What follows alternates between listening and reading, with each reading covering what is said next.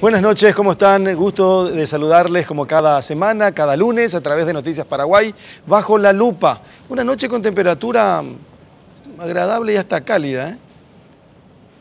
28 grados. Uf, lo de agradable se acaba de ir al... Hola Estela, ¿cómo estás? ¿Qué tal, Carlos? Muy buenas noches. Qué noche. Hola, doctor. Carlos Báez, ¿cómo te va? Semana de cumpleaños. Sí. ¿Sí? Semana de cumpleaños, semana de la Virgen. El 6 no es asueto, el 7 sí, a partir de las 12. El 7 de cumpleaños de mi madre, es que el 8... Día de la Virgen de Cacupé. Por eso el asueto presidencial. No, una semana de gente buena. Sí, señor. Andrés Riquelme, ¿cómo le va? ¿Cómo estás, Carlos? Muy Qué bien, gusto. ¿Cómo andás? Mi respeto a los televidentes, felicidades al doctor Bocia por la victoria del aborigen. También. Bueno. Tarde, pero victoria al fin. Sí, los que más festejamos fueron los olimpistas. Sí. O fuimos los olimpistas. ¿Quiere decir algo? Porque hoy es el 4. Quiere decir que en 2 lunes más vamos a tener candidato a presidente de la República. Sí. Entre otras cosas, ¿verdad? Sí, Entre otras candidaturas.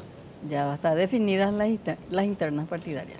El presidente del Tribunal Superior de Justicia Electoral, el doctor Jaime Bestar, con nosotros esta noche. ¿Qué tal, doctor? ¿Cómo le va? Bien, Buenas Carlos, noches. Bien, gusto de estar con usted, con Estela, con Alfredo, con Andrés. Yo creo que el domingo de noche ya vamos a tener candidato.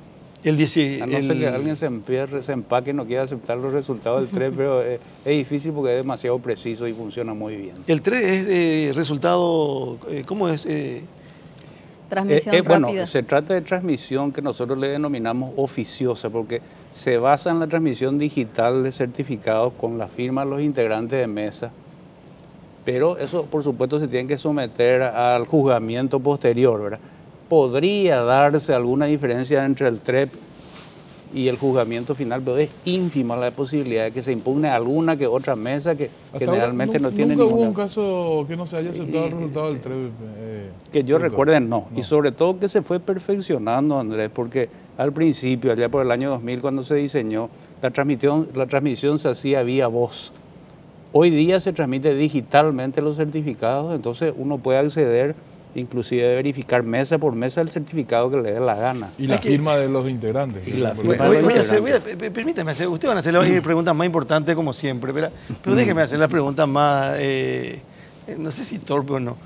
¿Por qué se queman los boletines de voto? ¿O por qué no se archivan los boletines de voto?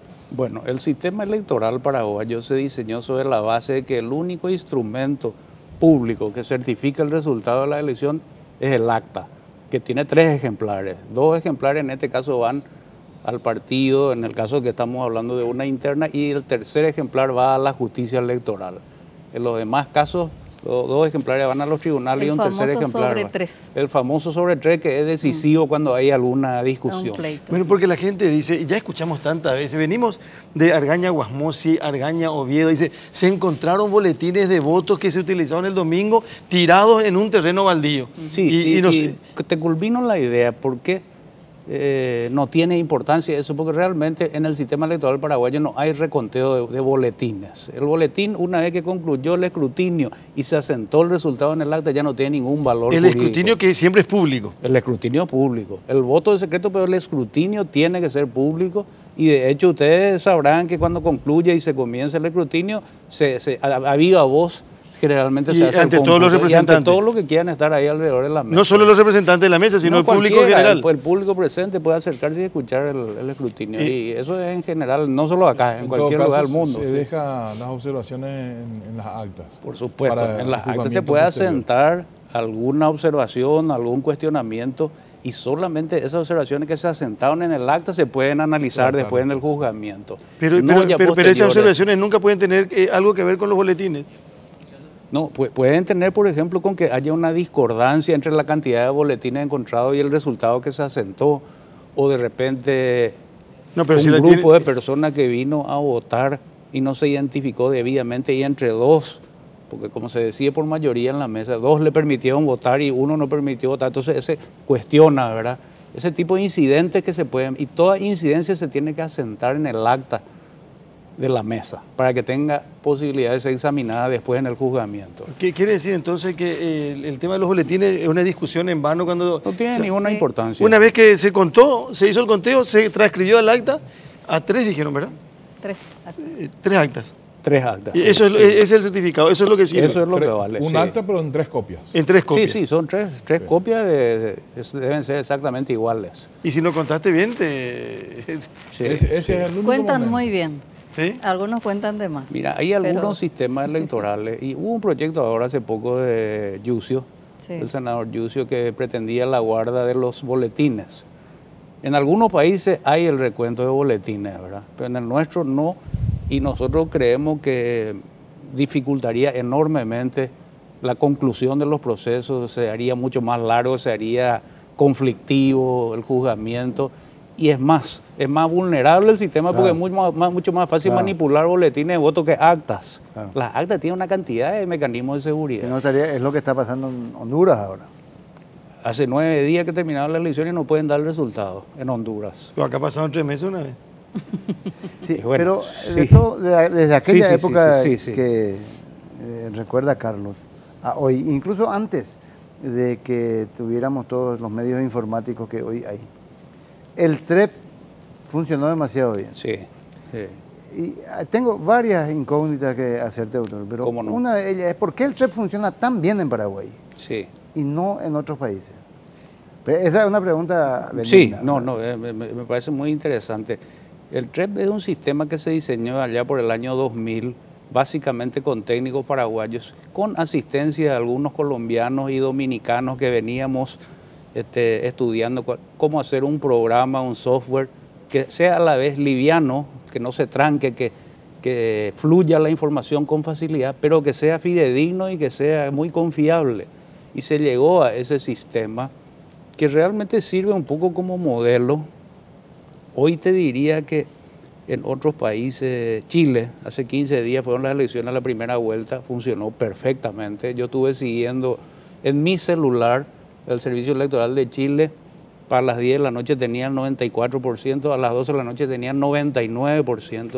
O sea, funcionó igual que el Pero nuestro. las últimas elecciones municipales, le quiero recordar a la audiencia, el TREP estaba dando, cuando discutía, viste que hubo un problema de boca de urna, que Sí, al comienzo sí, le sí, daba la victoria a Arnaldo Samaniego, después fue cambiando a la tarde. Sí, La discusión estaba allí cuando el TREP estaba por delante de la boca de urna, Sí. en el porcentaje Sí, de... sí. Y además era un resultado indiscutible. Ese fue un momento de mucha satisfacción profesional para nosotros porque casi podríamos llamarle algo así como muerte súbita, ¿verdad? Porque fue tan rápido el TREP que nos dio casi tiempo de difundir las bocas de urna. Las bocas de urna pues, tenía que esperar 1 hora después del cierre. Claro. Y después de 1 hora del cierre nosotros ya teníamos más de 40, casi 50% del Hacía perder cómputo. sentido la boca de urna. Sí, perdía el sentido. El 17 a las 6 de la tarde creo que se puede dar a conocer, ¿verdad?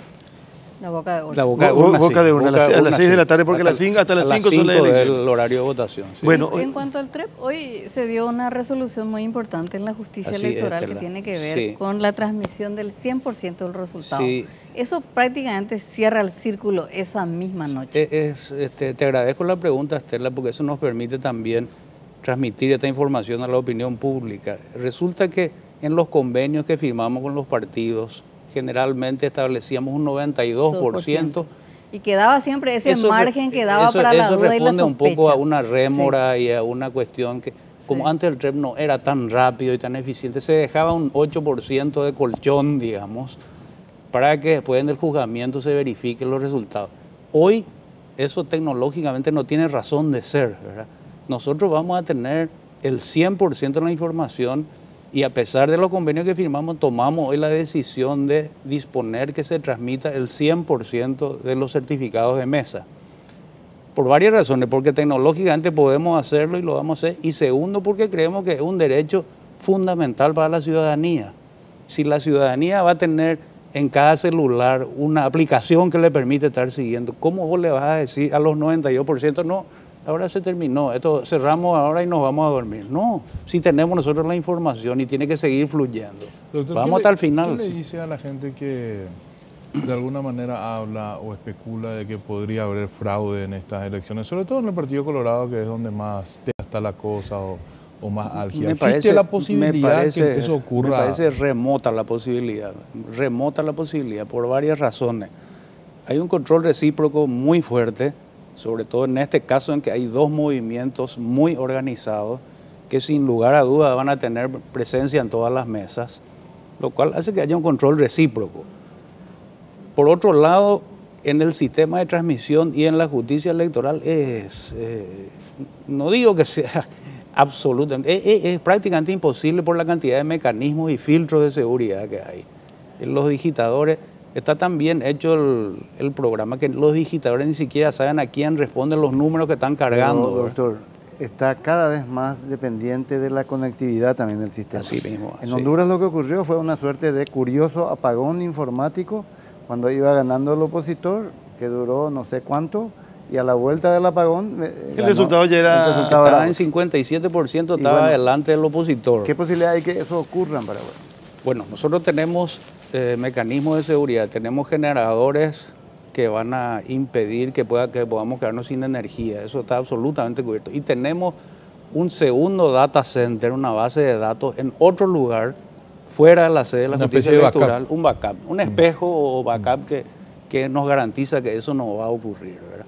Así que les digo, yo creo que hablando con los apoderados de los movimientos en este caso, de los dos partidos grandes y también de los otros partidos, ellos saben, lo que están ahí adentro, lo que tienen representantes técnicos, saben que es remota la posibilidad del fraude. ¿Nunca detectaron un digitador que haya cargado mal? Fraude que se puede dar, lo que nosotros llamamos corrupción en las votaciones, se da en las etapas previas. En la mesa. En la mesa puede darse, puede haber compra de votos, puede haber compra de cédula, ese tipo de cosas. Eso no pasa por el tribunal. O sea, de detectar y no pasa por el ámbito del tribunal, ¿verdad? Más por la Fiscalía Electoral. Sí.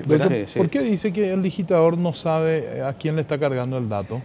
Y porque el programa está hecho de tal manera que el digitador recibe una información. Me gustaría mostrarles una pantalla donde dice el número de votos que le está llegando, pero él no sabe a qué lista, y eso va alternando aleatoriamente. Él no sabe si eso que está cargando le corresponde a la lista 1, la 2, va rotando, él va simplemente digitando. Está tan bien hecho que es imposible que un digitador intencionalmente le quiera adulterar el voto a favorecerle a uno en perjuicio de otro. ¿Para qué hora más o menos va a tener ese resultado rápido? Y yo les diría, yo estoy hablando de las 10 de la noche, pero la información va a empezar a fluir a partir de las 6 de la tarde más o menos.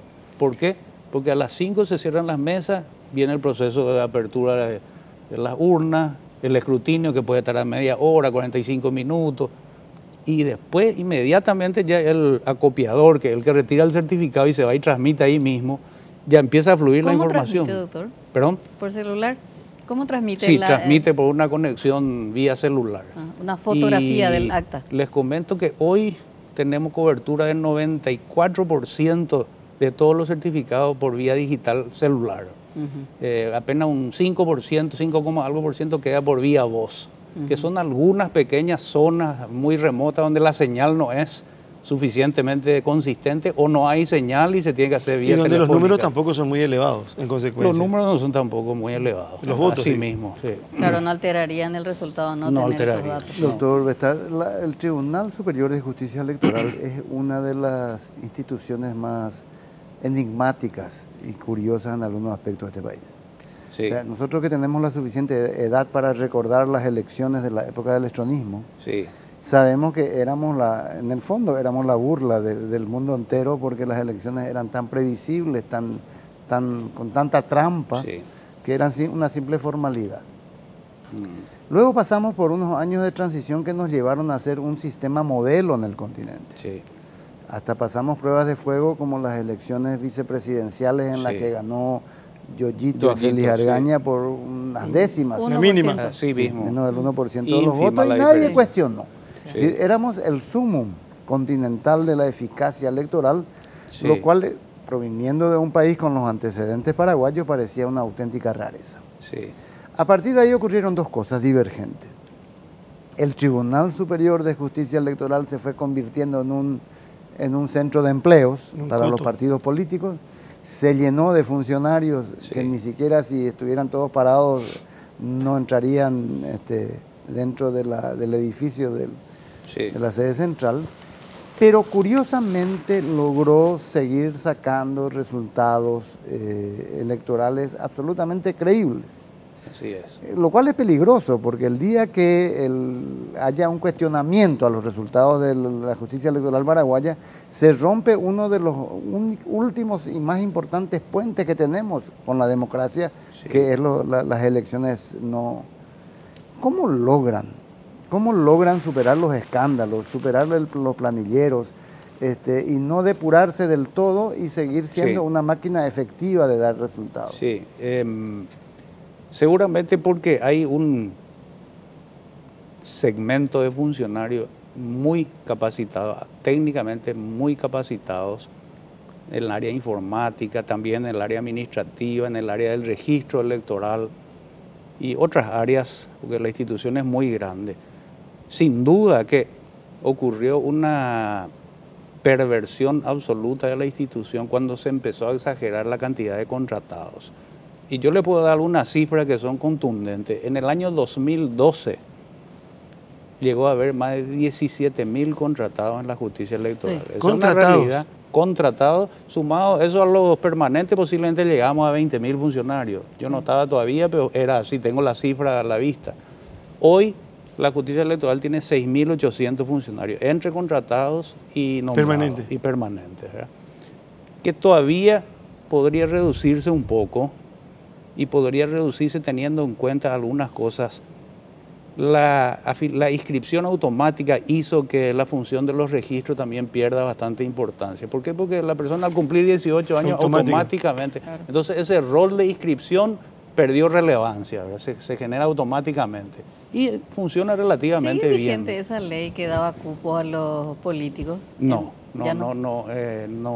existió luego. No se aplica.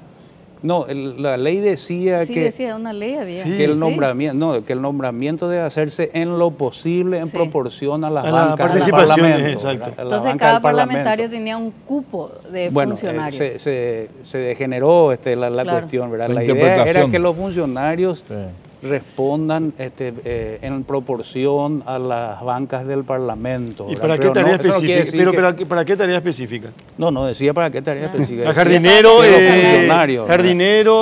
lavauto, de todo podía ser. Lino Viejo tenía a su jardinero, a su lavador. Otro también, ¿no? Lino Viejo ya no está más. Los que están hoy vivitos y coleando tenían... Negar esa realidad es un absurdo. Claro que existió eso. Yo creo que se mejoró muchísimo. Y la explicación también pasa por lo siguiente. En el Paraguay el funcionariado es alto, pero es un funcionariado experimentado. Si ustedes hoy le preguntan a los que van a trabajar en el TREP el próximo domingo, les aseguro que ellos mínimo 3 o 4 elecciones ya tienen encima y de memoria ya manejan lo que tienen que hacer. En Ecuador, donde estuvimos en elecciones hace poco, el Consejo Nacional Electoral tiene más o menos 800 funcionarios nomás, pero contratan 10.000 personas para las elecciones, ¿verdad? En la fase previa y después. Entonces, ¿qué ocurre? Eso tiene un costo importante y además hay que hacer una capacitación. No tienen la experiencia de gente que ya hizo varias elecciones, porque se elige aleatoriamente en base a algunos criterios.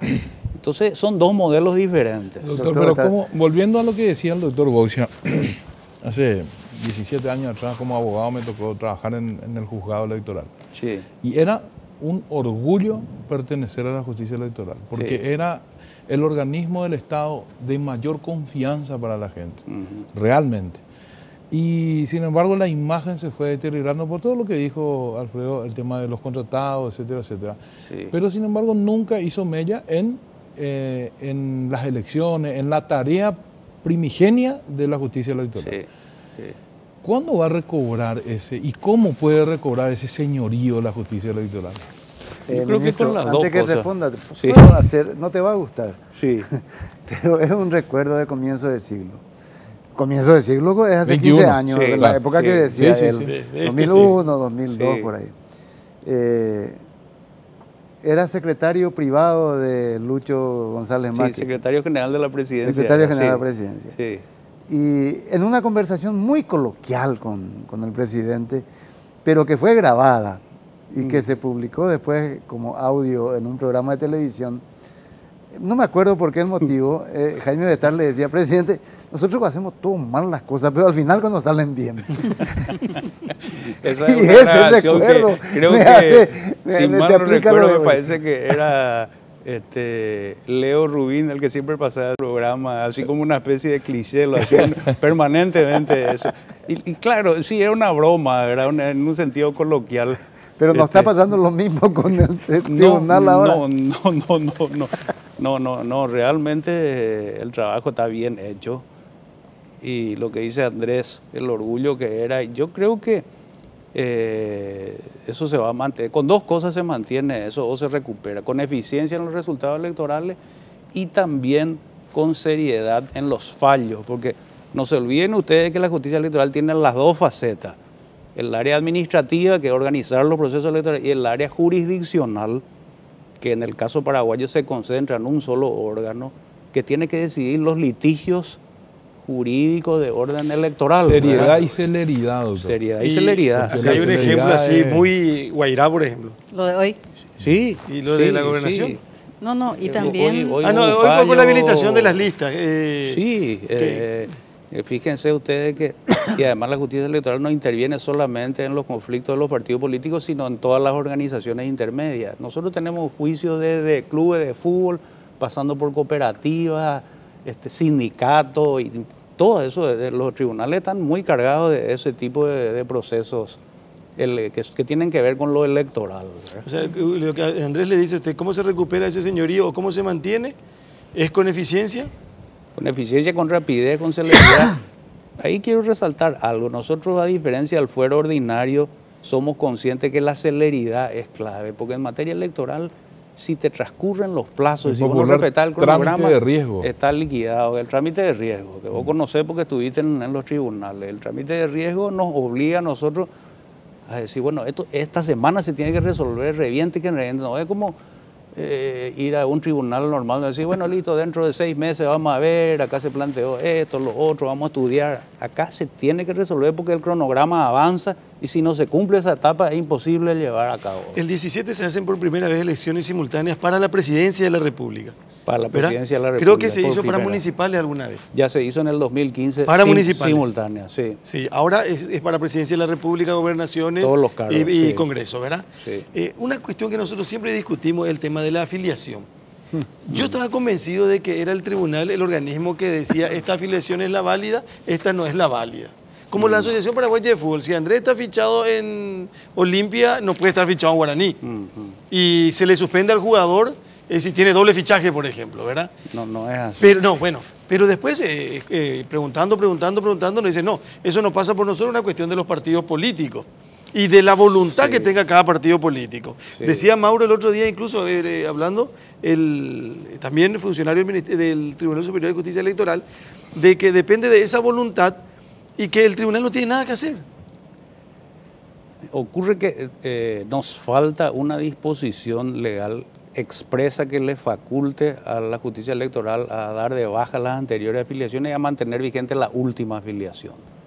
Porque hoy día los partidos reaccionan de una manera muy conservadora y se cierran y dicen, la lista de afiliados es un patrimonio de cada partido y nosotros somos los responsables de depurar eso. Y la justicia electoral, nosotros hacemos un cruzamiento para certificar nada más que esas personas están también en el padrón y que su número de cédula y sus nombres coinciden, pero no para determinar cuál es la única afiliación válida.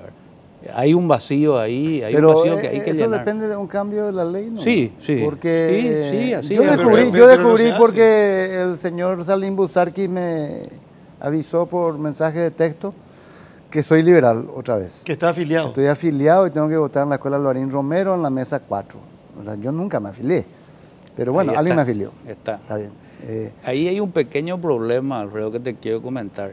Si nosotros dispusiésemos simplemente eliminar todas las afiliaciones, es decir, la última, porque tenemos el cronograma y eso con un programa informático se determina, corremos el riesgo de que a alguien se le haya afiliado sin que sepa, como Sin a vos. consentimiento. Y entonces se mantiene ese y se eliminan todas las Esa es otras. A lo una mejor vos te afiliaste a otro partido una industria del válidamente fraude. y te borran todo el resto. De todos O sea, modos, es un Pero, poco- pero es está, un pero poco está en el padrón sensible. liberal, ¿o y no yo está? recibí un mensaje que yo supongo que Salim Busarqui le manda a todo el padrón liberal contándome eso. Alguien De pagó todos tus modos, cuotas, ¿o qué? es muy curioso. Yo creo que el Tribunal Superior de Justicia Electoral tendría que pedir una modificación de la ley. Sí. Porque este país tiene cosas que no son sostenibles. Te digo más, Es la que- pedimos, está pendiente Bueno, en el Parlamento. Sí. Primero, 40% del padrón está acá y está acá. empadronado en dos lados, Sí. o en tres, Sí. ¿verdad? Hasta hoy. Hasta hoy. es En así. segundo lugar, la vez pasada me decía Gemavi que si el Paraguay tiene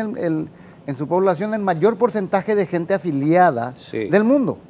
Sí. O sea, si eso trasladas si eso ocurriera en China, me decía Gemavi, serían 380 millones de colorados, por ejemplo, comparando proporcionalmente la población. Es una cosa descabellada casi. Y por porque otro es lado, la tradición fuerte de la afiliación. Lo último, ministro, es que al poner las elecciones el mismo día, se disminuyó la gente que vota, se disminuyó. Sí. Pero igual hubo 2.500 personas en las últimas elecciones Así municipales mismo. que se las arreglaron para lavarse el dedo y votar. Dice que se pinta con esmalte transparente. Y Sí. ahí hay ¿Será? otra Sí. debilidad. Yo me acuerdo que el fiscal Fuster había dicho, todos ellos van a ser Sancionados, castigados. imputados, que no pasó No absolutamente pasó nada. nada. No pasó Yo nada. quiero, antes de Sí. la respuesta, yo quiero Sí. insistir con ese tema de la invitación a votar en tal mesa sin que uno esté afiliado. Estela trajo un caso el otro día a la lupa de la radio Monumental, donde una señora recibió justamente eso. Y era una invitación del Partido Colorado, De Santiago Peña. de Santiago Peña específicamente. Ahora, no se discute si una persona está afiliada a tal o cual partido, la gentileza de tal o cual movimiento que te digan, señor o fulano, usted está, te facilitan todos los datos para ir a votar. En el caso de la señora, ella no está en el padrón, porque averiguamos nosotros. No está en el padrón y colorado. no está en el padrón No está en el colorado. padrón colorado. Pero yo pregunto, ¿ese padrón colorado de hoy puede variar con el 17? No puede variar. No tendría que variar. No, el padrón ya está certificado, ya está cerrado. Eso no puede variar ya. ¿Y, Porque y en mi caso? Y el padrón, Y no estás sé cómo. adentro. Lo que pasa es que el padrón Sí, liberal adentro. es más difícil. Es complicadísimo. No se puede revisar. acceder con la misma sí. facilidad que con No la que se se puede accede acceder. al Partido Colorado. Yo creo quise que- revisar y hay que tener una Es paciencia. casi imposible entrar, Sí. es cierto. Lo que mencionaba Alfredo, los 2.500 que votaron, es una cifra relativamente pequeña ya comparado teniendo en cuenta un universo de, a ver, Colorado hay inscriptos 2.300.000, liberales más o menos 1.200.000 en su padrón. Sobre ese universo que vamos a suponer que voten el 50%, es muy poca cosa, que 2.500 personas. Cuando que antes votaban miles y miles, votaban en dos, porque era una clientela, pues un aparato clientelar que vos le alquilabas una masa de gente que vamos a votar la interna colorada, después otro día la interna liberal se va. Tenía la dos gente aguinaldos, vota. tenía. Ese Entonces, tenía dos se- aguinaldos, se me- votaba con se- los colorados y se con los mejoró liberales. muchísimo, ¿verdad? Y yo creo que va a ser Doctor pequeño. Bester, Sí. acá se hablaba un poco de la justicia electoral como institución prebendaria, clientelar, pero eficiente. Una especie de, recuerdo un candidato brasileño cuyo eslogan era roba pero hace. Ujú. La eficiencia sobre la honestidad, por llamarlo de alguna manera. Sin embargo, o sea, la justicia electoral llegó a un nivel de respeto por los resultados. Es decir, yo creo que el punto de inflexión fue lo de Yoyito Franco, sobre todo por el porcentaje mínimo Sí. que obtuvo. Pero sin embargo la percepción que yo tengo ahora y hablando con políticos, incluso con organismos, la justicia electoral ya no goza de la credibilidad de la que tenía antes. Yo creo que hay un proceso en el que se horadó esa credibilidad de la justicia electoral y yo creo que fue importante en la época anterior o en periodos anteriores ese equilibrio político que existía en la justicia electoral. O sea, en la justicia electoral teníamos un ministro liberal, teníamos un ministro colorado y teníamos un ministro independiente, diríamos, ¿verdad? Hoy la tercera fuerza no está representada en la justicia electoral, que fue la tradición siempre. O sea, el Frente Guazú no está representado en la justicia electoral hoy, ¿verdad? Sí. Porque siempre fue así fue siempre la integración de la justicia electoral, Sí. diríamos las tres fuerzas, ¿verdad? En el 2016 mismo creo que la dirigencia política disidente, opositora del Partido Colorado y de los partidos de oposición se reunieron con la OEA y hablaron de ese proceso de descreimiento que hay en la justicia electoral. ¿Usted cómo ve eso? Bueno, sí, tradicionalmente se diseñó el sistema de esa manera, que estén representados los partidos, hablando claro, los dos partidos más grandes y la tercera fuerza, que ocasionalmente en un momento dado fue el Encuentro Nacional, en un momento dado fue UNAC, y hoy el reclamo del Frente Guazú, que sería la tercera fuerza, es que no están representados, ¿verdad? Ese es un tema que venimos conversando hace mucho con los representantes del Frente Guazú. En estos días, la senadora Esperanza Martínez, que firmó un convenio con nosotros. Cierto, ella siempre reclama esa situación y entendemos su reclamo, ¿verdad? Ahora, tienen funcionarios, tienen libre acceso a todas las etapas de la institución y al control de todo el proceso. Podría ser, se dio una situación en que tal vez el Frente Guazú, como es un conglomerado de varios partidos, es una concertación, tal vez no tuvo tampoco la suficiente inteligencia como para marcar presencia en su momento.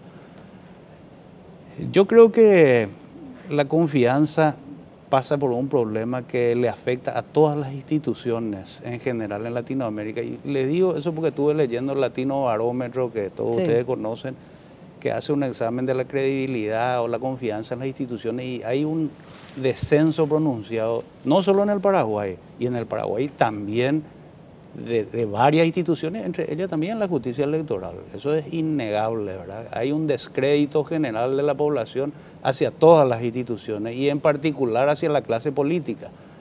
Y eso le puede salpicar y le puede afectar también a la justicia electoral, sin ninguna duda. No podemos ser una isla dentro de una situación generalizada, pero entiendo esa preocupación que vos decís, es válida. Pero y doctor, ¿cómo no le va a golpear Estela? Había gente que tenía en su cartera 100 tarjetas de funcionarios y que cobraban de alguna u otra manera. ¿Cómo explicás eso?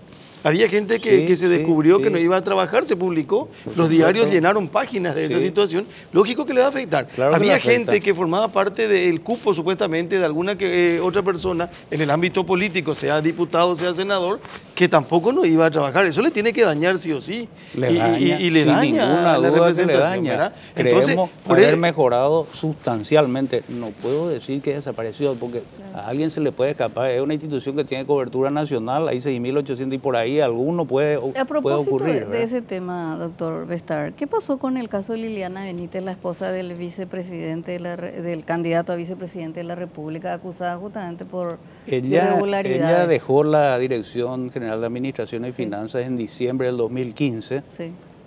Yo ya era presidente, ella se retiró y asumió el doctor Olindo López, que es el actual director, con otro equipo de administración, y se introdujeron una cantidad importante de reformas que muchas veces no son fáciles de instalar. ¿Por qué? Porque los vicios se arrastran de tiempo atrás, ¿verdad? Y entonces costó mucho hacerle entender a la gente, por ejemplo, que hay que ser riguroso en el horario, se está implementando el sistema de control biométrico y sobre todo, como que era una institución de mucho contenido político, hacerle entender a ese funcionario que le hizo nombrar a algún padrino político, que él tiene que ser leal a la institución y no a su padrino político, porque eso ocurría antes. Vos le decías a un tipo, usted tiene que venir a trabajar, no, se nombra acá fulano, diputado fulano, ¿verdad? Y entonces le da más importancia a su padrino que a la institución. Eso tratamos de revertir para que tengan sentido solidario y sentido de pertenencia a la institución. Creo que hemos avanzado. ¿Qué pasó con el caso de Benítez? O sea, con el caso de ella. O sea, yo sé que ella renunció y todo eso, pero no hubo una denuncia. No hubo una denuncia. Hubo denuncia, está en proceso en la Fiscalía, creo que...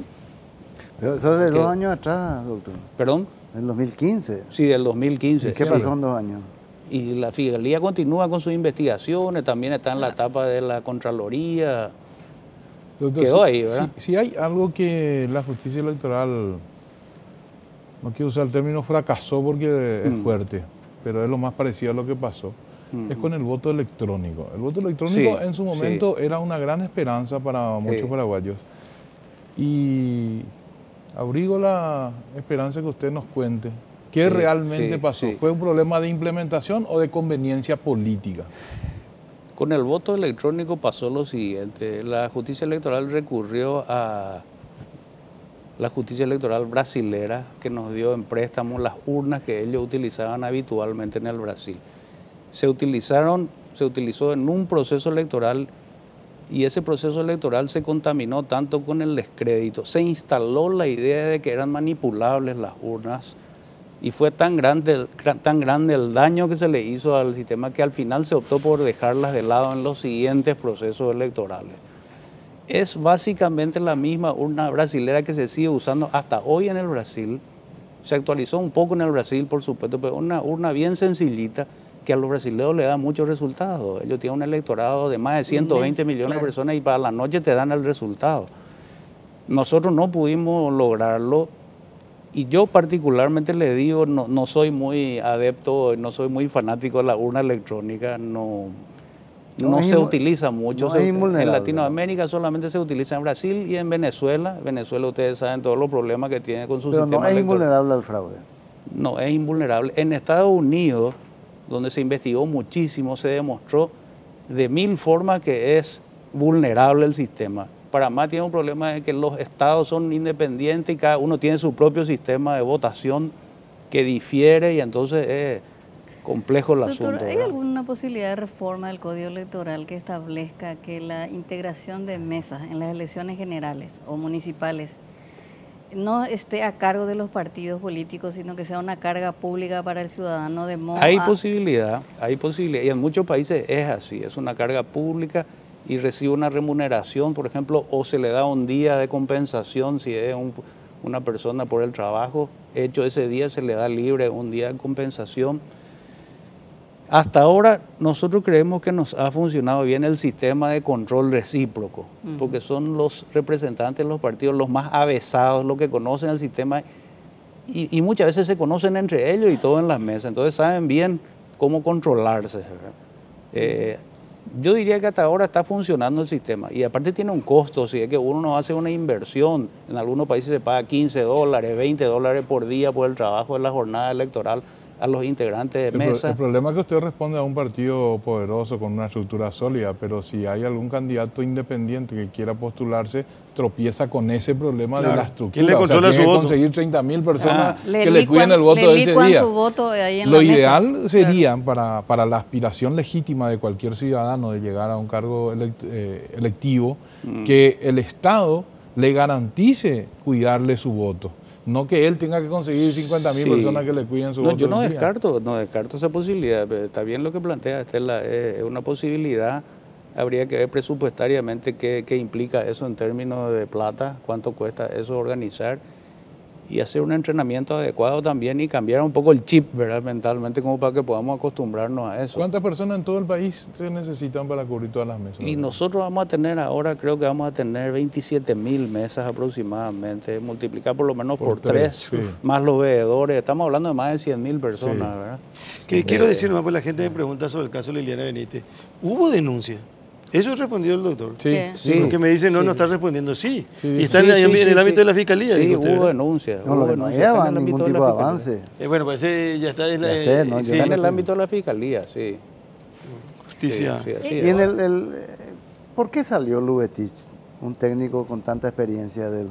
Y yo creo que Carlos María, que es un técnico con mucha experiencia, que incluso estuvo en varios países de Latinoamérica y conoce mucho de materia electoral, él optó por tomar una decisión, tiene una consultora importante, está trabajando bien. Pareciera que él nos manifestó que estaba un poco cansado del trabajo en la institución. No salió tan así, doctor.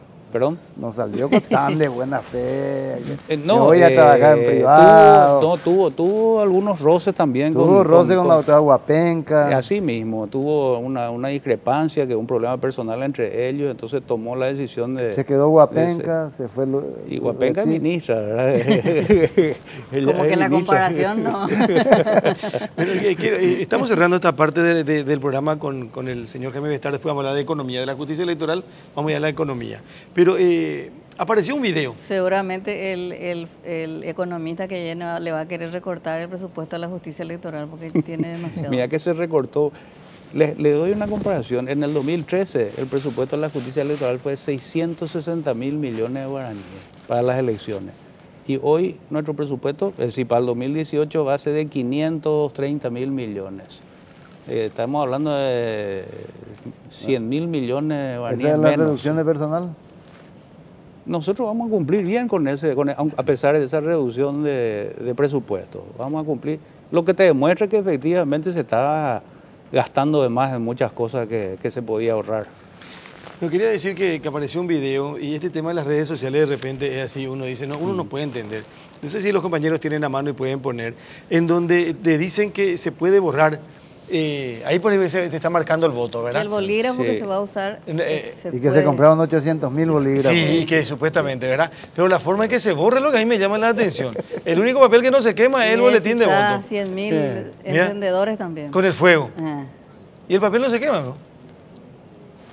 Sí, escuché, hoy estaba siguiendo, inclusive escuché opiniones de varios apoderados. Me parece un poco fantasioso, ¿verdad? Pero ¿En qué momento van a hacer, no van a sé borrar? en qué momento. Si vos marcás, doctor, a lo mejor tampoco hay que ser... 200.000 votos. Pero tampoco seamos ingenuos y digamos, no, una trampa imposible o el intento de trampear, ya trampear la mitad. Es impracticable este sistema. Claro, el que Porque inventó vos, este vamos a suponer, en una mesa votan, ¿cuántos están habilitados, doctor? 200 personas. ¿no? 200 personas. 200 personas, sí. Y que vote el 50%, que es básicamente. Sí, que es 100. normal. ¿Te imaginas 100 en cada mesa? No, pero lo que pasa es que vos tenés cambiando, ¿cuál es el absurdo. proceso de votación? Vos te vas, te dan los boletines, entras al cuarto oscuro, marcás Sí. y venís a depositar tus boletines. Claro, sí. ¿Y en qué momento? Y ahí, antes de poner... ¿En qué momento te borran tu No, voto? y supuestamente No, cuando se hace el absurdo. conteo, No pero tiene en el sentido. conteo... ¿Cómo en el que conteo? El alguien conteo está es fumando, público. ¿verdad? Que alguien aparte- está fumando mientras está votando. No, pero aparte... Si hay no. un incendio en una escuela ya sabemos por qué. No, pero acá es doble trabajo, porque tenés que con el fuego borrar y si no marcás otra vez que para algún candidato, pierden los dos candidatos el voto. No, imposible. De No, ese modo este es es una imposible. acción. Él se va a quedar con el Este dedo creo marcado, que- pero por el fuego Por el no fuego. voy a- O sea, me- pero la me- gente de me repente parece. te dice, y La te gente dice en cree. serio, Sí, y no, esto va a sí. ocurrir. Absurdo. Y Pero lo del bolí- estas van a ser las primeras elecciones presidenciales, ya un poco en la anterior, pero ahora, la primera en donde todo el mundo, votantes, candidatos, veedores, apoderados, público en general, tienen la posibilidad con sus celulares de filmar todo lo que pasa. Sí, claro. Porque Menos el cuarto oscuro. Va a ser la Claro. interna hasta el más votante en el controlado. cuarto oscuro. ¿Eh? Sí. El votante en el cuarto oscuro, sí, podría hacerlo. Podría No, hacer entra una- con teléfono. una selfie de su foto, de su de voto. su voto. ¿Se puede sacar foto de eso? Y no debería hacerse. Lo que pasa es que es difícil en la práctica sacarle a alguien su celular y tener ahí bien organizadito para que después no se le pierda, que no diga que se le robó, se le sustituyó por otro y una serie de cosas. Lo que está mal es hacer ostentación del voto o difundir. Eso no debería ser, ¿verdad? Pero pues... Yo solo por Pero ahí saber- entramos en un tema de las redes sociales Dale. que analizamos mucho cuando nos reunimos los Claro. organismos electorales. Es imposible Legislar. limitar y legislar en materia de redes sociales, inclusive publicidad, propaganda electoral y todo eso. Justamente eso le iba a preguntar. Yo creo que es una ley obsoleta la que prohíbe la publicación de las encuestas. Pero es la ley que está vigente y que Sí. establece que 15 días antes, Sí, la verdad que podría ser perfectamente en materia de un estudio. un estudio. Y, sí. Pero más allá de eso, la ley vigente hoy prohíbe la publicación de encuestas 15 días Sí, antes de la sí. publicación, de las internas inclusive, ¿verdad? Sí, así es. Un fiscal electoral hoy analizó el tema del diario La Nación que publicó hoy una encuesta. No sé, no vi qué dijo, no recuerdo qué dijo el fiscal electoral. No, no, pregunto. no. no Ella pregunta si usted pregunta, sabe. sí. Sí, No, sí, la no justicia sé, electoral. no sé. Lo que sí sabemos es que el diario Última Hora tiene un amparo que siempre Sí. utiliza que le permite Publicar. publicar. En ese Durante periodo la de vida. los últimos menos 15 de días. 15 días, ¿verdad? Sí. Que también es una situación un poco tonta, ¿verdad? Que uno de los medios puede hacerlo, otros no. Al final yo creo que si se libera totalmente sería mejor.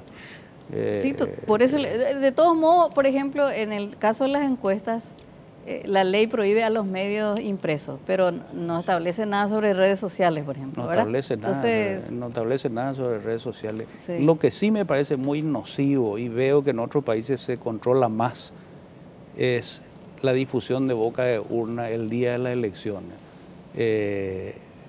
Si vos estás difundiendo una boca de urna a las 11 de la mañana, a las 12 de la mañana, podés generar alguna variación en la conducta del elector. Es peligroso, ¿verdad? Es peligroso, es difícil legislar. Pero tampoco no es absoluto. No, ya se La boca de urna de Samaniego y Mario, sí.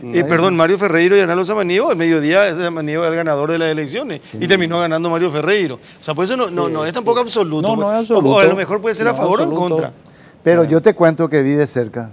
Sumió en el triunfalismo al PC de Arnaldo Samaniego y en una depresión absoluta toda la tarde al PC de Mario, hasta que después ocurrió lo que ocurrió. Le puede servir para reaccionar también. Claro, por eso digo que puede ser a favor o en contra. Pero lo que hay que cuidar en todo caso es la mayor o menor identificación de los candidatos. Porque cuando hay por ejemplo, internet, el candidato redes A, sociales, el candidato M, ¿verdad? no podés evitar, eso vos crees Sí. en la radio. Pero lo mismo que vos decís, M, Z, el gordo, el alto, ya los perros te ponen en el Facebook, con el nombre y apellido hasta de su madre, así que... No, es complejo porque la tecnología avanza más rápido que la legislación y lo que es definitivo es que es imposible impedir que en las redes sociales se difundan. Claro. doctor, ¿qué nos noticias. falta para que nuestro país sea un país con un sistema electoral, no sé si perfecto, pero ¿qué nos falta? Aparte de los padrones partidarios que hay el que paso depurar. que nosotros tenemos que dar, Estela, es avanzar de lo que es ya una administración de los procesos electorales bastante pulcra y bien organizada a lo que se le está denominando últimamente la equidad de la contienda, es decir, otros elementos, control del financiamiento, control de acceso a la propaganda en forma igualitaria, ese tipo de cosas que rodean al proceso electoral y que hacen que sea más competitiva. Cuando hay más control, yo sé que no se puede lograr la perfección absoluta, y tomo el caso de México, que tiene una inversión gigantesca en el control y no puede controlar el financiamiento proveniente de fuentes oscuras. Pero se trabaja mucho sobre el concepto de la equidad de la contienda. ¿Qué quiere decir la equidad de contienda? Que todos los participantes tengan la misma posibilidad de que se dé publicidad, que la plata no sea el único elemento que haga ganar, sino que haya una forma de equilibrar ese tipo de cosas, lo cual es donde se puede avanzar mucho todavía. En normativa existe, lo que falta es el control del cumplimiento. Sí. Nosotros todo lo que usted señaló existe normativamente. Nosotros estamos rezagados en la aplicación. Ahora tenemos una comisión, estamos trabajando con una consultora importante, estamos trabajando en un convenio con USAID de la Embajada Americana para el tema del control del financiamiento y lo estamos haciendo con Colombia, que tiene un programa especial que se llama Cuentas Claras para el control del financiamiento y nos está dando mucha información que vamos a usar. Ministro, gracias por venir a visitarnos. Gracias a ustedes. Fue un placer. Sí. ¿A quién le va a votar en la interna colorada? No puedo votar, no puedo votar. ¿No vota luego? No tengo que votar como magistrado, no tengo que votarlo. Yo pensé que no podía contar el voto. No puede votar en la interna. No puedo votarlo, no puedo votar porque como magistrado y presidente del tribunal no puedo votar. Nadie puede, ningún magistrado puede. ¿Ética o una cuestión? No, es una disposición legal. ¿O en las generales? En las generales sí. No, en las generales todos los paraguayos están habilitados. Claro que da gusto preguntarle. ¿Cuál le gusta más? ¿Cuál me gusta más? Si no va a votar, no puede decir, por favor. Y usted como colorado. Vos le preguntaba al referee cuando va a comenzar el partido quién cree que gane. Y usted como colorado, ¿quién quiere que gane? No puede. Dejen que él responda. Déjale a él que responda. ¿El candidato A o el candidato B? Podría ser objeto de 1000 impugnaciones. Me van a recusar por todos lados, ¿no? Ya. El candidato Suficiente problema ya tiene uno allá como para estar otra vez creando nuevos problemas con esto, ¿verdad? Gracias, doctor. Gracias a ustedes, fue un placer compartir y espero haber aclarado algunas cosas o por lo menos dimos nuestro punto de vista, ¿verdad? El doctor Jaime Bestar, ministro del Tribunal Superior de Justicia Electoral, con nosotros esta noche, bajo la lupa. Hacemos la pausa y después recibimos a un economista, ex ministro de Hacienda, el señor Manuel Ferreira Bruschetti, con nosotros bajo la lupa en 2 minutos. Jueces, fiscales, policías y militares no votan en las internas partidarias. Sí. Prohibición legal. Sí, La es cierto. interna. En las internas. Y en una general fue que salió Oviedo y dijo que ya había votado y mostró el... Sí, fue en la de Guasmos. De la de Guasmos, ¿verdad? Sí. Manuel Ferreira, ¿cómo le va? ¿Cómo estás? Gracias por venir. Buenas noches. Bien, muchas gracias. Gracias por invitarme. Bueno, hablábamos de justicia electoral, hablamos de presupuesto un poquitito ahí y queremos hablar de economía. La economía de ayer, de hoy y de mañana sería más o menos... La de mañana es más interesante que la de ayer. Que la de ¿verdad? ayer. Sí. Fue ministro de Hacienda durante el gobierno Franco. Federico Franco. Sí. Federico Franco. 1 año y medio más o menos. 14 meses. 14 meses. Sí. El otro día le escuché hablando con Oscar, con Menchi en la radio, y específicamente del tema presupuesto de la Universidad Nacional de Asunción. Y no es fácil salir a decir lo que dijo usted. Porque es muy fácil puede decir, no, hay que darle a la educación todo el dinero que se pide y que se le dé, ¿verdad? Sí. Pues ese fue el populismo, que puede ser denominado populismo. Usted fue duro, dijo, muchas mentiras se hicieron o yo entendí de En nombre de la educación. En nombre de la educación. Y en nombre de la salud, ¿verdad? Muchas ejemplo. veces. No, por ejemplo, te voy a contar la anécdota que les conté a ellos, ¿verdad? Que creo que es ilustrativa. Nosotros veníamos negociando el presupuesto con el rector de la Universidad Nacional y el director administrativo. Y acordamos en aquel momento, me acuerdo, 1 billón de guaraníes. Se va el presupuesto al Parlamento, le ponen 1.1 billones, le suben 10%. Entonces, como nosotros ya teníamos acordado esto con la Universidad Nacional de Asunción, que es una repartición, el Ministerio de Hacienda hace un presupuesto para la Universidad Nacional de Asunción, no para cada facultad, ¿verdad? Entonces le pasamos de vuelta y le decimos, le vamos a poner un plan financiero, o sea, le vamos a recortar esto a 1 billón.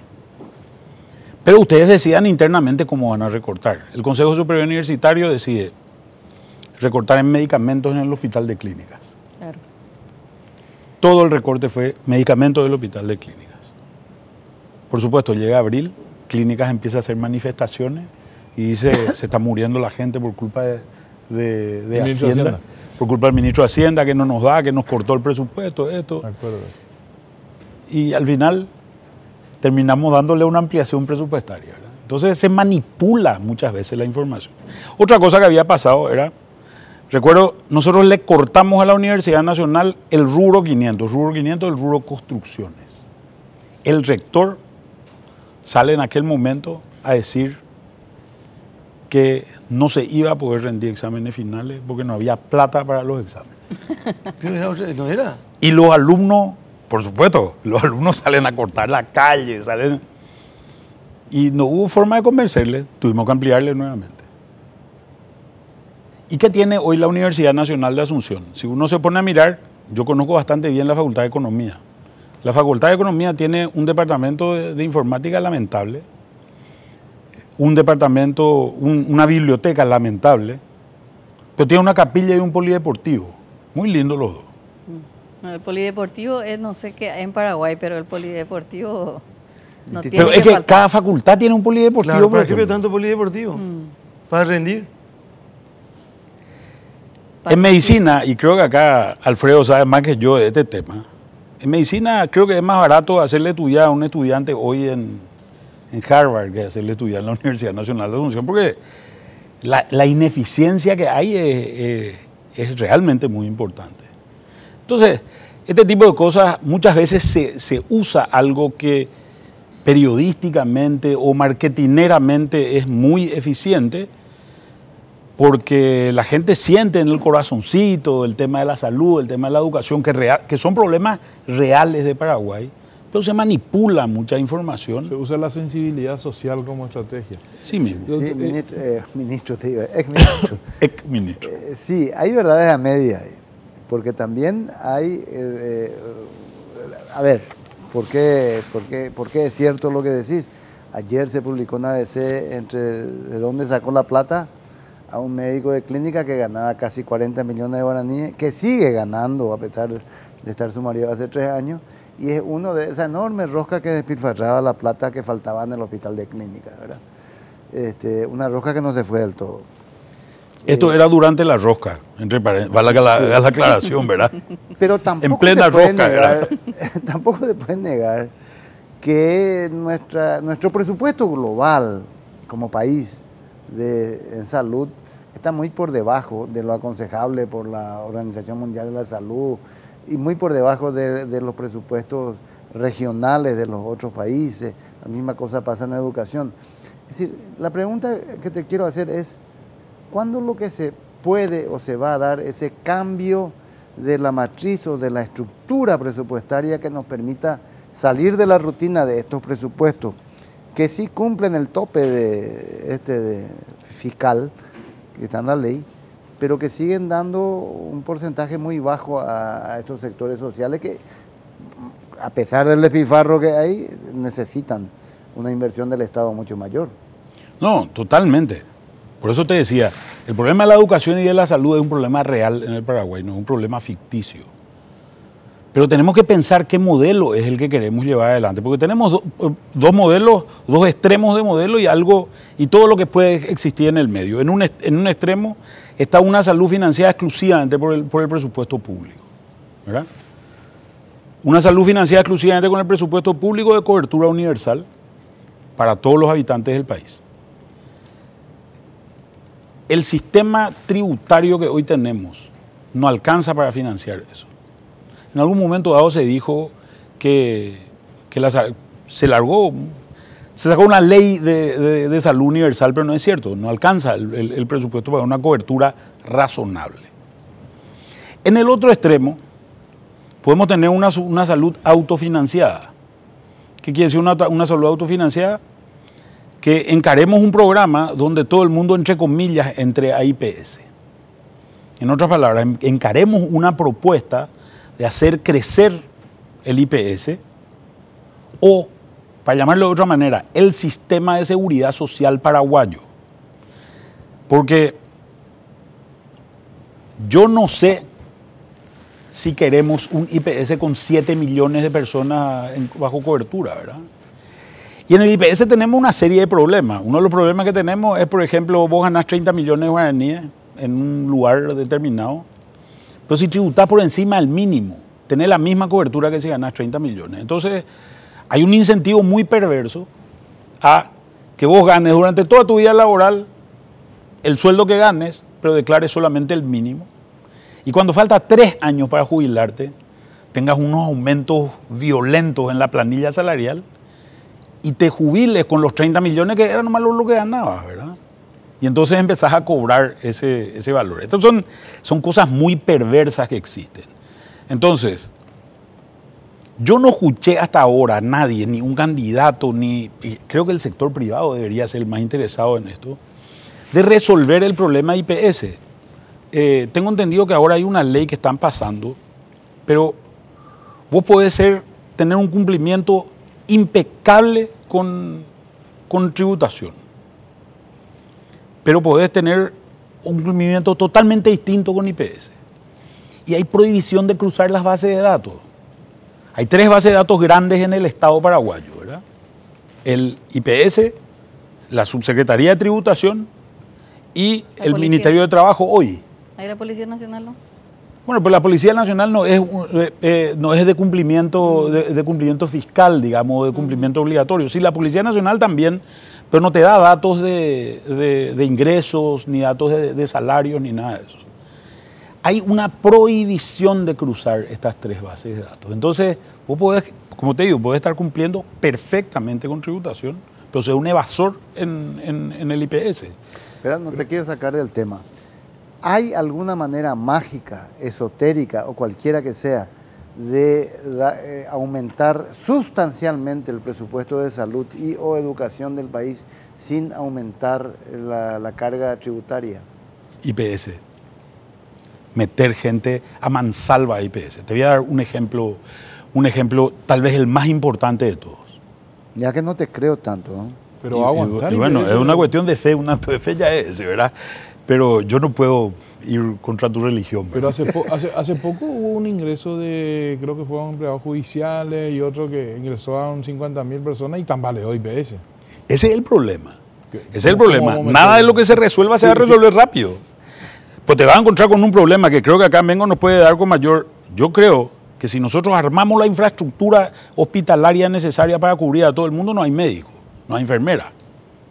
No va a haber la cantidad suficiente como cubrir. Entonces, la solución no va a ser inmediata nunca. La solución va a ser paulatina. Pero te voy a dar un ejemplo con respecto a lo que vos decís. Estaba leyendo las plataformas políticas de los dos candidatos colorados, me llegaron, y bueno, en realidad estaba ojeando, ¿verdad? Y los dos hablaban de trabajo, ¿verdad? De generación de fuentes de trabajo, etcétera, etcétera. Una de las fuentes de trabajo que puede generar, tal vez la más importante de todas desde el Estado, es construcción. Porque hace obra pública y esa obra pública genera empleos, ¿verdad? Sin embargo, el empleo de la construcción es el empleo más informal de todos. Se paga solamente los sábados, no tiene cobertura de seguridad social, las exigencias son mínimas, no figura la gente, son empleados temporarios en casi la mayoría de los casos, no son empleados permanentes. Entonces, creo que resolver este problema significa ir resolviendo sector por sector, porque al final lo que estamos haciendo es un Estado que genera gasto para generar un empleo de malísima calidad. Como empleo, digo, ¿verdad? Que le da para sobrevivir, para ir a tomar cerveza y jugar vóley los sábados, ¿verdad? Medio llegar el domingo y irse a trabajar de vuelta el lunes, ¿verdad? Porque ese es el tipo de empleo que estamos promoviendo a través de este tipo de gasto. Entonces, creo que hay un debate que tenemos que hacer en la sociedad paraguaya de cómo vamos a financiar una cobertura de salud y de educación universal. Porque no se puede financiar con este presupuesto y este sistema tributario. Creo que el IPS, que es un sistema autofinanciado, es un sistema que puede crecer. Ahora, tampoco creo que haya un IPS para 7 millones de personas que aguante. Vamos a tener que pensar en otro sistema. Esta es una discusión clave en Paraguay. Fíjate que hay una cuestión bastante interesante. En el sector privado, vos trabajás en el sector privado, tenés una cobertura obligatoria con el servicio público que es IPS. Vos trabajás en el sector público y no tenés cobertura obligatoria con IPS. Pero porque le hacen pagar a todos los paraguayos su fantástica seguridad privada. Claro, pero te vas a una seguridad privada que no tiene los niveles de cobertura de IPS tampoco. Hay una contradicción básica. No se puede tener un buen sistema de salud o uno aceptable con una carga tributaria de las más bajas del continente. No hay posibilidad. Por eso te preguntaba si había algún otro modo esotérico o mágico. Acá yo creo que hay un tema sobre el que hay que trabajar. La carga tributaria de Paraguay está en 13% del PIB, pero cuando vos hablas de ingresos del Estado, estamos más o menos en 18% del producto, y eso es el promedio de América Latina. Estamos en el promedio de ingreso y gasto del Estado de América Latina. O sea, no estamos muy diferentes al resto, pero tenemos la menor cobertura de seguridad social de América Latina, solamente nos gana Bolivia. Solamente Bolivia nos gana. Tenemos 22% de cobertura. Cuando le sumamos el seguro médico privado, llegamos a 29% de cobertura. Y cuando hablamos de seguro médico privado, también estamos hablando de algo que es muy importante. Y yo creo que a todos nos pasa esto. Vos tenés una excelente cobertura médica, me decís, en el sector público. En realidad vos no sabes cuál es tu cobertura médica hasta que te enfermas. Ahí te desayunás cuál es tu cobertura médica. Y ahí sabes lo que no tenés. Y ahí sabes lo que no tenés. Ahí te enterás que terapia intensiva solamente 3 días y que cuesta 20 millones de guaraníes por día la terapia intensiva. Cáncer había sido no. Cáncer había sido no. Y había sido luego si ya tuviste algo no cure.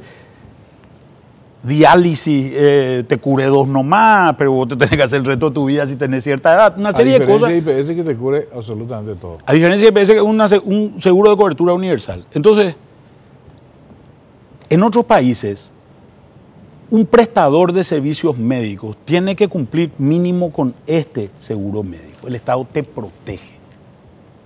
El Estado te protege, te dice, usted, señor, quiere poner una empresa de seguro médico. Este es el seguro médico mínimo que usted tiene que tener. En Brasil, en Argentina. Acá no. Acá yo pongo mi empresa, abro mi boliche, Ni una exigencia no tengo de cubrir. Yo te doy lo que yo quiero darte. Y si te puedo dorar la píldora, y encima, la medicina es hoy una profesión de altísima especialización. Conocer. Yo recuerdo cuando yo estaba en el Ministerio de Hacienda para negociar el seguro médico interno, contraté a un médico. Contraté a un médico para que me diga si era razonable lo que me estaban ofreciendo. Estaba hablando con la ministra de Hacienda hace unos días y me contaba ella que se están generando estadísticas de qué se enferma la gente para poder decir esto necesitamos más y esto necesitamos menos. Yo me acuerdo que tuve un debate con el sindicato en aquel momento porque un miembro del sindicato se cayó de un micro, borracho. Sí. Se cayó un micro. Obviamente tuvo un accidente y el seguro decía no le cubre. Porque estaba borracho. Porque estaba borracho, no le cubre. ¿Verdad? Entonces, hay muchos temas, mucho hilo que cortar en esto. Y atrás de este tema está otro tema que es tanto o más importante que este, que es el tema del ahorro previsional. El ahorro previsional es la base que se puede utilizar para que este país despegue una vez por todas definitivamente, como han usado, por ejemplo, en su momento los chilenos, ¿verdad? Vos date cuenta que el fondo previsional de IPS hoy es el mayor aportante ahorrista en el sector privado financiero. Tiene 1.600 millones de dólares metidos. 300 millones de dólares a la vista porque los bancos no le quieren más tomar el dinero. Doctor, estamos hablando que la gente declara menos en IPS para pagar menos y usted le quiere hacer ahorrar. O sea que me parece que cada vez le sobra menos de sus 2.050.000 al pila. No le estoy diciendo, le están obligando ya hoy tiene a que pagar ahorrar. su impuesto, tiene que pagar su IPS y ahora tiene que ahorrar. No, es que el IPS ahorra por él, a eso es lo que me refiero. Yo no le estoy diciendo que la gente ahorre más. Lo que estoy diciendo es lo siguiente, vos hoy invertís en IPS y lo que se paga es 25,5. Sí. De eso una partecita muy pequeña se va al SNPP, creo que el 1,5%, si mal no recuerdo. 9 se va al fondo de salud. Y el saldo se va al fondo jubilatorio. El fondo de salud hoy no tiene plata. El fondo jubilatorio está lleno de plata. Pero son dos cajas separadas. Esto es el ahorro público del Paraguay. El ahorro de todos los trabajadores del Paraguay. Que están en IPS. Porque ellos son muy celosos de... Ellos te dicen IPS es nuestro. Los jubilados te dicen IPS es nuestro. No es del Estado paraguayo, es nuestro. Ni de Juan Pérez, que jamás en su vida aportó en IPS. Así mismo. En realidad es de ellos, de los que aportaron 30 años y de los que tienen su plata guardada ahí. No, y de lo que están aportando hoy. No es solamente de los jubilados. Correcto. Es de todos los trabajadores que están en IPS. ¿Qué es lo que tenemos que hacer? La forma que podríamos hacerle ahorrar más a la gente es metiéndole a todo el mundo en IPS. O metiéndole en un sistema de seguridad previsional y social que funcione. No sé si es IPS. O no sé si es este modelo de IPS. A ver, decías vos, bueno, no estamos mal, en el promedio de América Latina estamos igual más o menos. ¿Por qué es tan diferente el servicio público de salud de Argentina? Cruzamos nomás ahí el río Posadas, nos vamos acá a Corrientes, y el servicio de salud pública de ellos es como nuestro servicio privado, incluso mejor. Nivel de cobertura está arriba del 90%. El nivel de cobertura de seguridad social. ¿Qué? No le damos, no se le da más, no se le tiene. No tenemos cobertura, Estela. Tenemos poca gente. Uno de los problemas, y acá creo que Alfredo me puede decir mejor, uno de los problemas que tienen los médicos en Paraguay es que no tienen la cantidad de casos que tienen en otros países. Entonces los niveles de especialización acá son más complicados porque hay menos casos. Una persona que, no sé, opera el ojo todos los días, 3 veces por día, es mejor que una persona que opera 3 veces por mes. ¿Verdad? Señor Ferreira, usted dijo recién que tuvo ocasión de ojear los proyectos de gobierno de los dos candidatos colorados y nos contó qué encontró con respecto a trabajo. Pero ¿qué encontró con respecto a lo que estamos hablando, a educación y a salud? Y la verdad que no encontré nada muy radicalmente distinto de lo que se viene diciendo, ¿verdad? Yo creo que el problema de salud de Paraguay no se va a resolver con este esquema de hoy. Nosotros tenemos que hacer transformaciones profundas y tenemos que ver cómo vamos, porque uno puede decir cualquier cosa, cómo se financia eso, es lo importante. Porque si vos decís, lanzo un sistema de salud universal, pero después no alcanza la plata. El papel aguanta todo. Claro, después no alcanza la plata.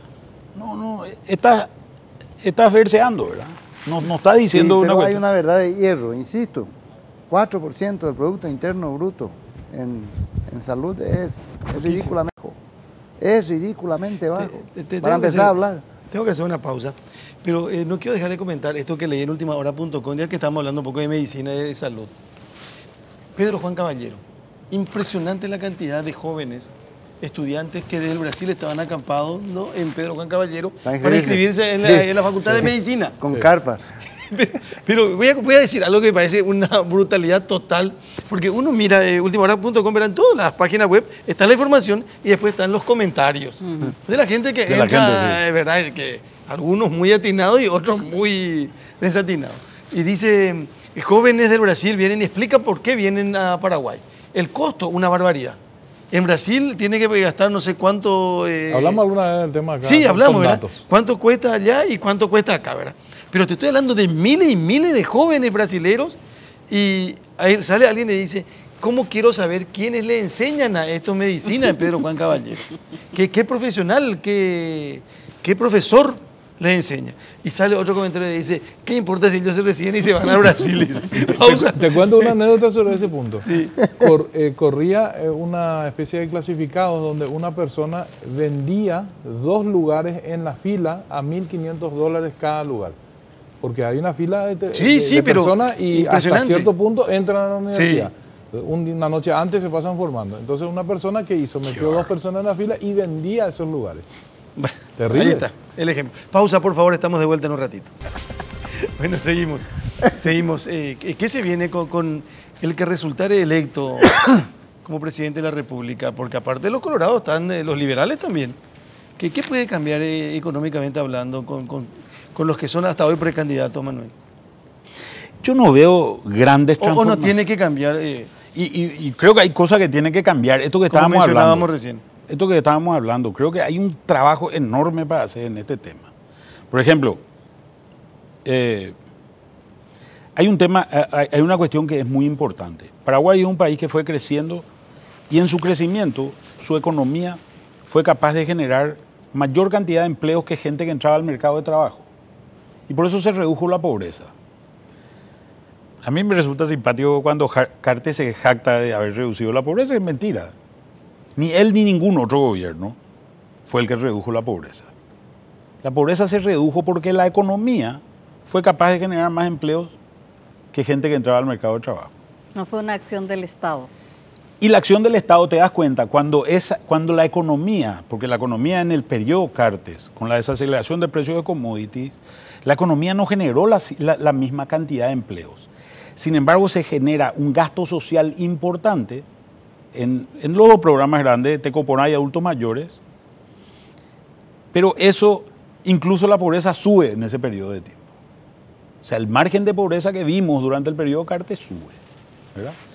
Es que la economía no está generando con la dinámica que generaba anteriormente los empleos. Y los programas sociales son programas que nos sirven. ¿De qué te sirve Tecoponá? 192.000 guaraníes te da Tecoponá, que es lo mismo que te daba en el 2005 cuando se creó el programa. Lo mismo. 192.000 del 2005 no es el mismo 192.000 del 2017, ¿verdad?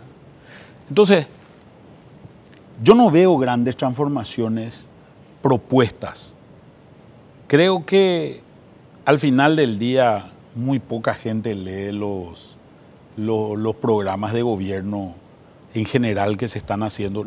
No pude tener acceso al de los candidatos liberales, no sé si ya lo han escrito. Está en su página web, pero es imposible entrar. Perdón.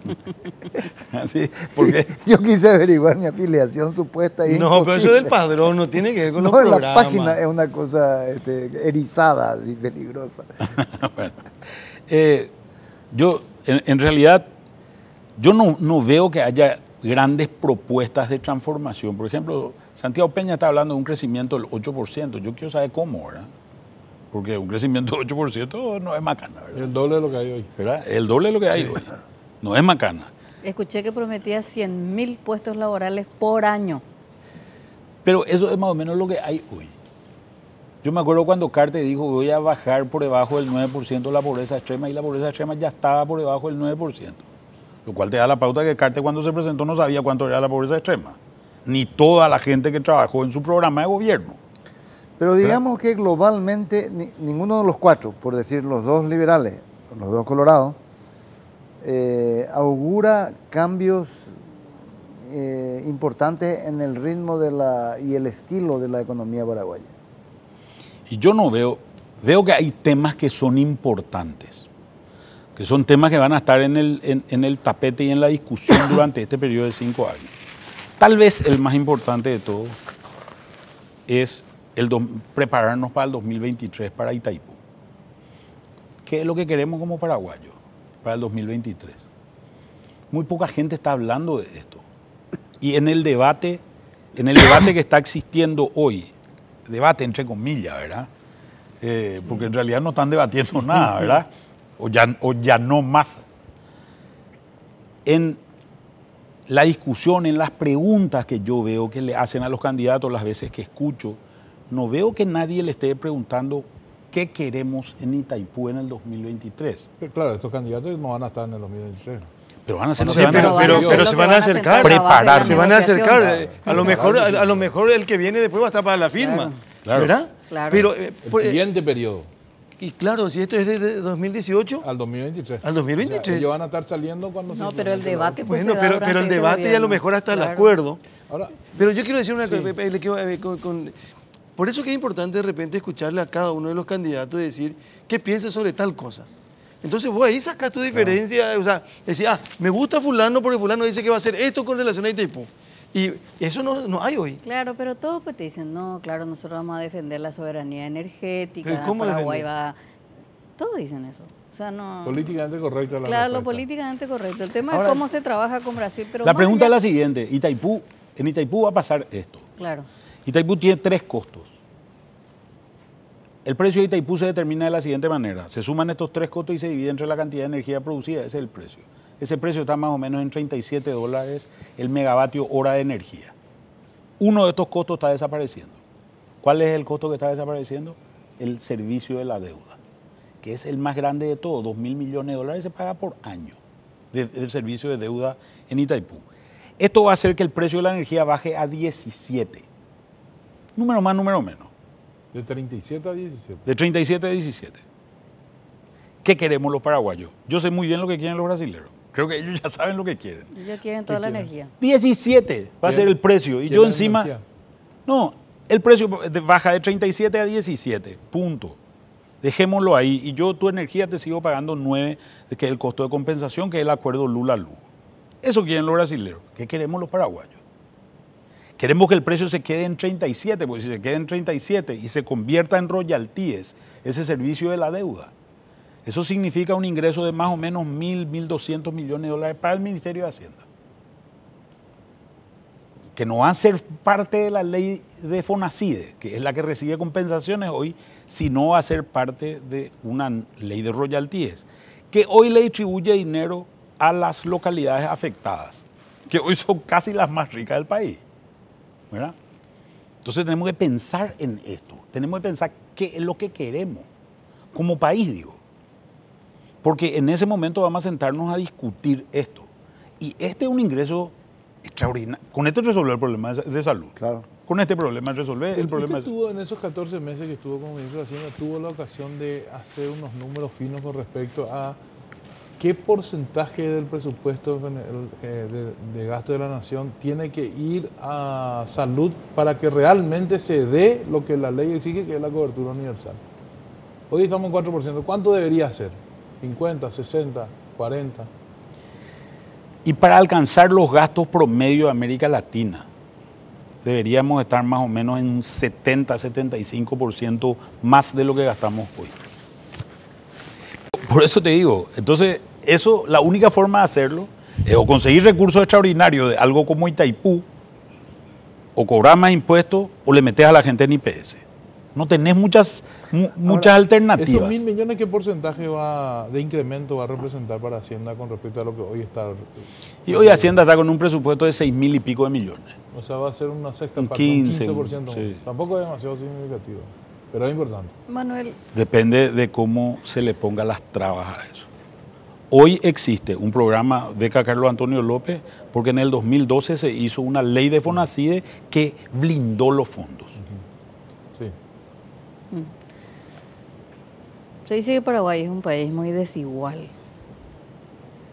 y es imposible modificar la estructura impositiva. Vos te opones siempre al impuesto a la soja, que yo creo que va a entrar más en debate todavía después de las elecciones, porque ahí vamos a tener una alianza PLRA Frente Guazú y sabemos bien que es una bandera del Frente Guazú.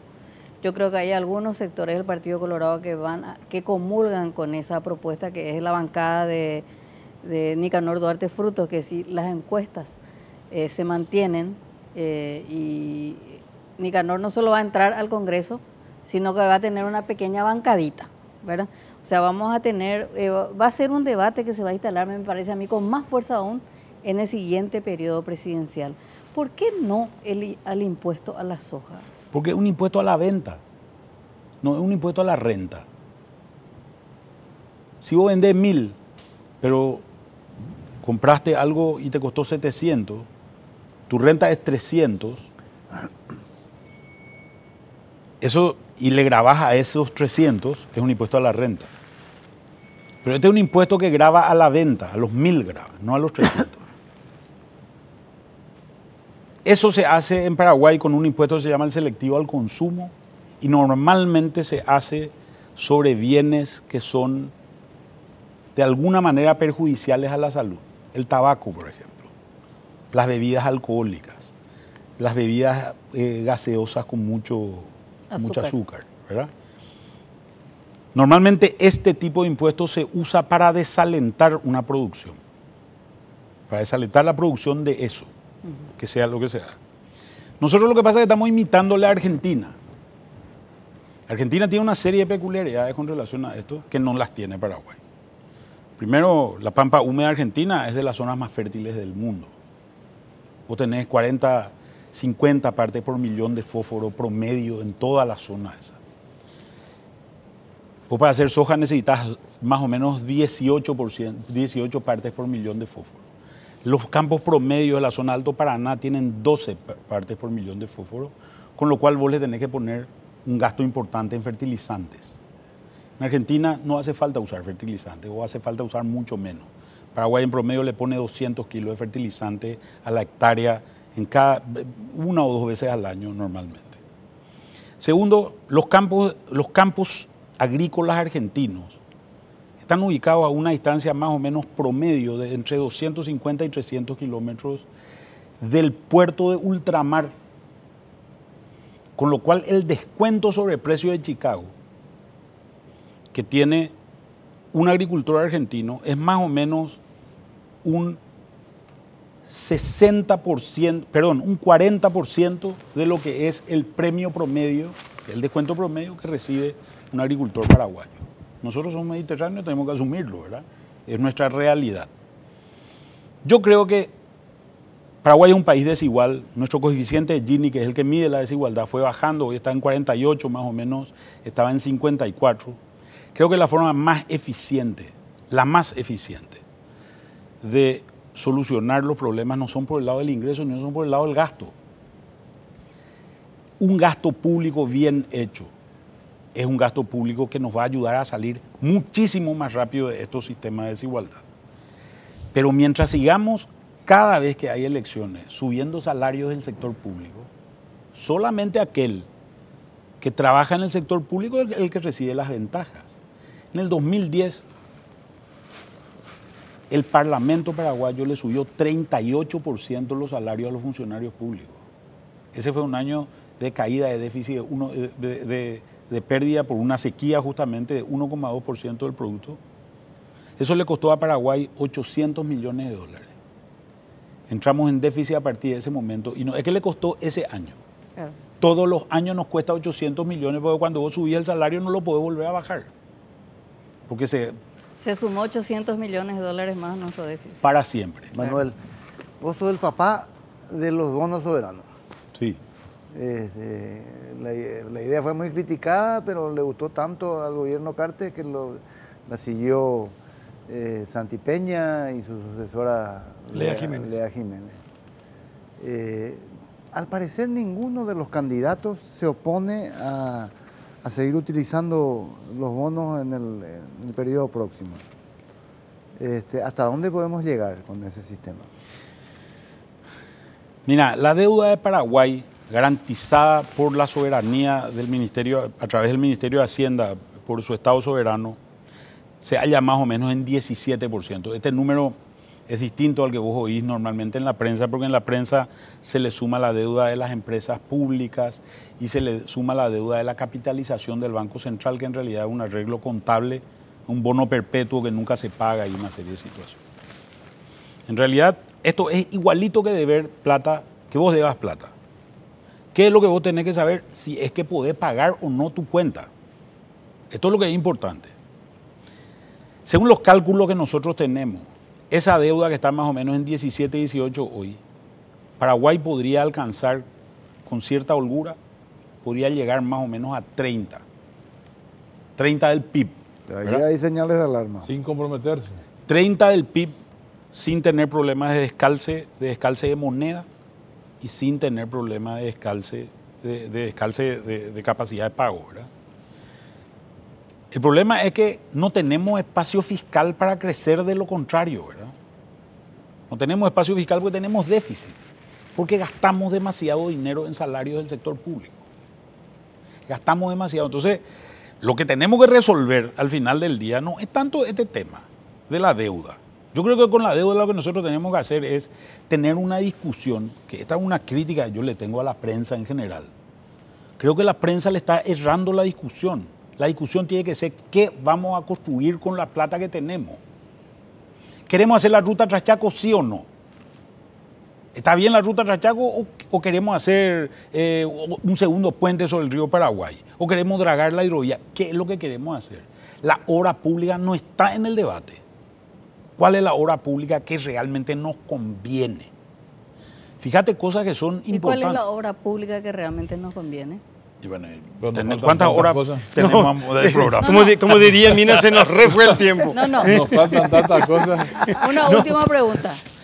Para el sector económico, Acá ya no queda nadie. yo sé que Manuel está muy en contacto con el sector empresarial. ¿Quién le gustaría que gane la interna colorada? No tengo ni idea. Creo que cada uno tiene su corazoncito metido en algún lugar. ¿Y el corazón de Manuel Ferreira? El mío. Yo no soy ni colorado ni liberal, así que no. Pero es paraguayo. Soy paraguayo, ¿sí? ¿Quién le gustaría que gane la presidencia de la República entonces? Y la verdad de la milanesa es que creo que mi voto va a importar poco y nada en estas elecciones, ¿verdad? Me parece que yo lo que sí pido es un grupo de gente coherente, ¿verdad? Un grupo de gente coherente y No, eso no hay. con visión de larguísimo plazo. Te vamos a deber. Vamos a quedarnos acá, porque si no... Manuel, gracias por venir a compartir con nosotros esta noche. No, muy un amable, gusto, muy un placer, gentil. un gran saludo a la audiencia. Bueno, nosotros despedimos al señor Ferreira, hacemos un breve corte y después nos vamos nosotros también. Ah, bueno. Ya volvemos. ¿Verdad? Yo no le cuestioné, vos nada no le dijiste. Bueno, tenemos que cerrar el programa. Habíamos quedado nosotros que Santiago Peña tendría que estar hoy acá. Sí. Pero hubo, creo que un malentendido, no se confirmó. Él está en Pilar. Hoy creo que inauguraron... Ese fue el presidente de la República. Tuvo toda la cúpula oficialista. Ampliación en el hospital. Cada día en un departamento, escuché que le dijo. Bueno, es muy lindo lo que se terminó de hacer en Pilar con el tema de la ruta. Era un desastre esa ruta cuarta, San Ignacio Pilar. Ya no es más de cuarta. Ahora parece que ya no es más de cuarta. Bueno, primera. Que estamos viendo y estamos hablando y prácticamente es un hecho que venga el próximo lunes. Santiago Peña, así como vino Mario Benítez la semana pasada. Ver para creer. ¿Vos decís que no viene? No sé. Que va a ser el último lunes antes de las elecciones. Hoy iba a venir. Bueno, pero expliqué. Y el lunes puede tener un acto en Paraguarí. ¿Te dijo Gilda que estaba... ¿Cómo es que te dijo ahí? Gilda Rúa, la jefa de prensa de Santi Peña. Estaba... Ya no me acuerdo más. Pero algo así que no estaba confirmado. Sí, tampoco era una... Había que confirmar. Bueno, pues qué vamos a discutir eso. Espero Lo importante es que venga. En Ñembucú o en ninguna otra parte no se recalque el tobillo como le ocurrió a un candidato. Creo que tenía enyesado el derecho y le hacía masaje en el izquierdo. No creo que desperdicie la oportunidad de venir a un programa tan prestigioso faltando 5 días para la elección. Ah, muy bien, muy bien. ¿Usted se refiere a este programa? Bueno, gracias por elegirnos, por preferirnos. Hasta mañana tempranito. Estamos en Monumental a las 5 de la mañana y la próxima semana, como cada lunes, aquí en Noticias Paraguay, Bajo la Lupa. Chau, buenas noches.